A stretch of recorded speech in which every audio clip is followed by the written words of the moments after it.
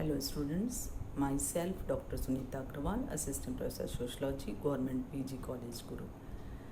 आज मैं आपके साथ MA सोशलॉजी फर्स्ट सेमेस्टर के paper first classical sociological tradition के यूनिट फर्स्ट, जिसमें आपको पढ़ना है historical background of the emergence of sociology, और उसके अंतर्गत ही पढ़ना है आपको traditional fuelled economy and social structure या परंपरावादी सामाजिक आर्थिक एवं सामाजिक संरचना। सबसे पहले परंपरावादी सामाजिक आर्थिक संरचना को समझने के पहले हम बात करेंगे कार्ल मार्क्स की ने जो 5 अलग अलग युगों की बात की है कि मानव समाज में अलग अलग प्रकार की जो सामाजिक व्यवस्था जो बदलती रही, परिवर्तित होती रही, उस पर अगर हम चर्चा करें तो कार्ल मार्क्स की थ्योरी में आपने पढ़ा। सबसे पहले उन्होंने कहा कि प्रारंभ में आदिम साम्यवादी युग था, फिर दासत्व युग आया, उसके बाद सामंतवाद आया, फिर पूंजीवादी, जब इंडस्ट्रियलाइजेशन आया तो पूंजीवादी व्यवस्था आई, और पूंजीवादी व्यवस्था समाप्त होकर एक आधुनिक साम्यवादी युग या समाजवाद आएगा। मैं बात करना चाहूँगी दूसरे युग की, दासत्व युग। दासत्व युग की व्यवस्था ऐसे थी, 2 वर्ग थे, दास और उनके मालिक। जो दासों के मालिक थे वे दासों को खरीद सकते थे, बेच सकते थे।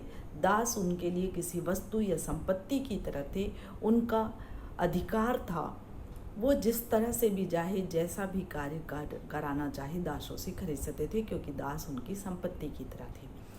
लेकिन जब सामंतवादी व्यवस्था आई, कृषि व्यवस्था आई, कृषि व्यवस्था में आप देते हैं कि हम कृषि में उत्पादन के कार्य के लिए जो कृषक वर्ग जो था वो उत्पादन का कार्य करता था। तो इस व्यवस्था का जन्म कहाँ से हुआ, वहाँ से देखते हैं। सामंती सामाजिक आर्थिक संरचना का विकास दासतामूलक समाज की समस्या निवारण साधन के रूप में हुआ, यानी दासत्व युग में जो समस्याएं थी उसकी समाप्ति के लिए सामंती व्यवस्था का जन्म हुआ।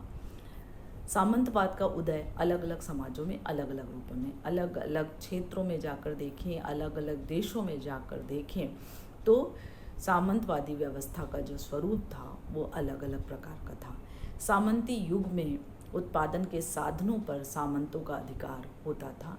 दूसरा वर्ग गरीब अर्धदास किसान या भूमिहीन कृषक श्रमिक जो उत्पादन करता था उनका था। कृषक ना तो दास थे, वे दास नहीं थे, ना ही बंधक थे, लेकिन उनका एक दायित्व था कि भूमि पर उत्पादन कार्य व युद्ध के समय सैनिक के रूप में उन्हें अपने सामंतों के लिए कार्य करना पड़ता था। वो कृषक को खरीद या बेच नहीं सकता था, ना ही वो बंधक बना सकता था, लेकिन वो सामंत के लिए उत्पादन भी कार्य करता था और युद्ध के समय उनके लिए सैनिक के रूप में भी उन्हें कार्य करना पड़ता था। यह युग निजी संपत्ति की अवधारणा का युग था। सामंतों द्वारा कृषकों का शोषण होने से उनके मध्य धीरे धीरे संघर्ष की प्रवृत्ति जो है वो आने लगे। सामंतवादी व्यवस्था के अवशेष विकासशील व अविकसित देशों में सामाजिक आर्थिक संरचना में आज भी उपस्थित हैं। यूरोप में सामंतवादी व्यवस्था का जन्म 5वीं शताब्दी से प्रारंभ होकर 15वीं शताब्दी तक चलता रहा। भारत में सामंतवादी व्यवस्था ईसा से 300 वर्ष से पूर्व से लेकर ईसा के बाद मध्यकालीन ब्रिटिश युग तक रही। भारत की सामंती व्यवस्था अपने आप में विशिष्ट है, यानी दूसरे देशों की जो सामंती व्यवस्था है उसकी जगह भारतीय सामंती व्यवस्था का एक अलग स्वरूप दिखाई देता है। कुछ इतिहासकारों का मत है कि भारत में सामंतवादी व्यवस्था नहीं है, बल्कि एक विशेष प्रकार की अर्थव्यवस्था है जो सामंतवादी व्यवस्था से बिल्कुल भिन्न है। यूरोपीय इतिहासकारों के अनुसार सामंती व्यवस्था में 2 वर्ग हैं। एक वर्ग जो भूमि को जोतता है तथा उत्पादन कार्य करता था, दूसरा वर्ग जो भूमि, सिंचाई, साधन, नहर आदि का मालिक था।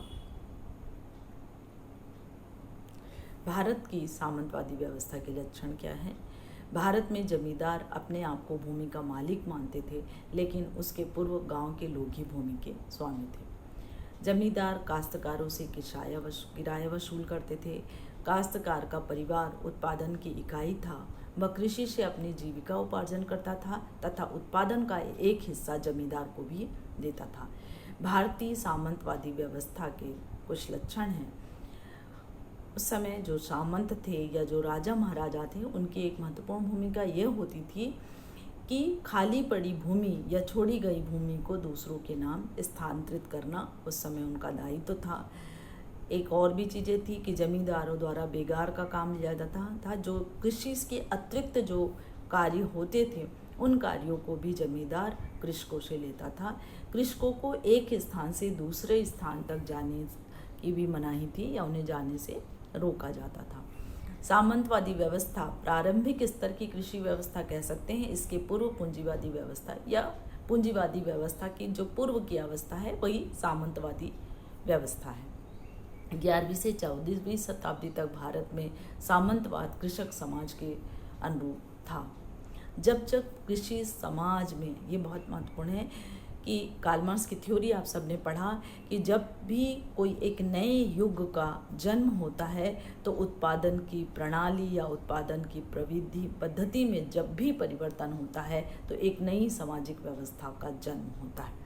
तो लिखते हैं कि जब कृषक समाज में उत्पादन पद्धति में परिवर्तन होता है तब सामंती व्यवस्था में भी परिवर्तन हुआ।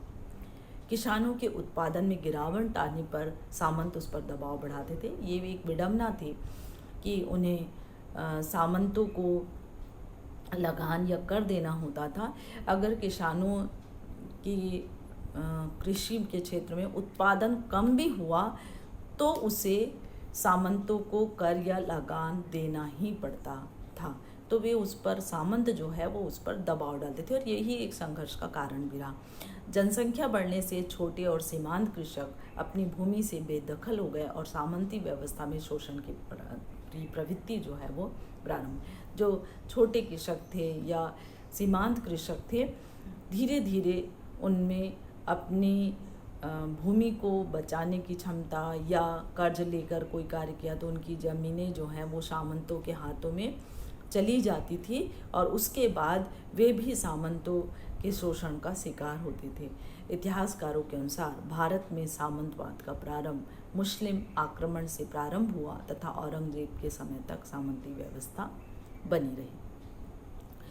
यूरोपीय देशों की और भारतीय समाज की सामंतवादी व्यवस्था की अगर तुलना करें तो भारतीय सामंतवादी व्यवस्था यूरोपीय सामंतवादी व्यवस्था से भिन्न है। केवल एक महत्वपूर्ण चीज़ है कि यूरोप में खेती करने वाला काश्तकार परंपरागत रूप से अपनी कृषि भूमि का मालिक था। भारत में काश्तकार जमींदार को कृषि भूमि पर कर या दान देता था। ये दो ही महत्वपूर्ण चीज़ें हैं कि यूरोप में खेती करने वाला जो काश्तकार था, कृषक था, वो परंपरागत रूप से अपनी भूमि का खुद मालिक होता था। किंतु भारत में काश्तकार जो थे या कृषक जो थे वो कृषि भूमि पर उत्पादन तो करता था लेकिन उसे जमींदार को या सामंत को उत्पादित हिस्सा या भूमि पर उत्पादन के एवज में कर या दान देना या लगान देना उसका एक दायित्व था। ये एक महत्वपूर्ण अंतर जो है वो यूरोपीय सामंतीवादी व्यवस्था या भारतीय सामंती व्यवस्था में देखने को मिलता है। बहुत सारे जो इतिहासकार हैं वो कहते हैं कि यूरोपीय और भारतीय जो सामंतवादी व्यवस्था है उसमें कोई भी अंतर नहीं है, लेकिन यह अंतर जो है वो दिखाई देता है। तो अभी आपने देखा कि सामंतवादी जो परंपरागत सामंतवादी व्यवस्था थी उसका जन्म क्यों हुआ, तो उसका जन्म जो है वो दासता मूलक या दासत्व जो प्रथा थी, दास प्रथा थी, उसे उस समस्या के निवारण के लिए कृषक सामाजिक व्यवस्था या सामंतवादी सामंती व्यवस्था का जन्म हुआ। और भारतीय समाज में जमींदारी या सामंती व्यवस्था तो ख़त्म हो गई, लेकिन जो कृषक सामाजिक व्यवस्था है वो आज भी गाँव में अभी भी दिखाई दे रही है। तो हम ये कह सकते हैं कि भारत में नगरीकरण, औद्योगिकरण के आने के फलस्वरूप उसका प्रभाव ग्रामीण क्षेत्रों पर अवश्य ही पड़ा, लेकिन भारत में जो परंपरागत सामाजिक व्यवस्था का जो स्वरूप है वो और आधुनिक जो नगरीकरण का प्रभाव, वो दोनों जो है वो साथ साथ चल रही हैं। तो ये रहा जो परंपरागत सामंती सामाजिक व्यवस्था का उसका स्वरूप कैसा था, ये आपने देखा। Thank you.